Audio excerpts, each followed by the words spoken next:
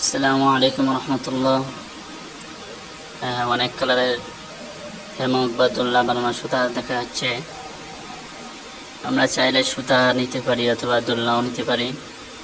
কালো কালারের, কমলা কালারের, পেস্ট কালারের, অ্যাশ কালারের, নীল কালারের, অনেক ধরনের সুতাই আছে।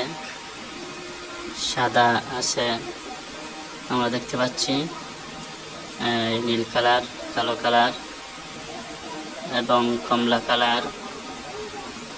এটা কমলা কালারের, এমন আর এটার এই পাশে নেভি ব্লু কালার। এবং আমরা যদি সাদা কালার নিতে চাই, সাদা কালার নিতে পারবো।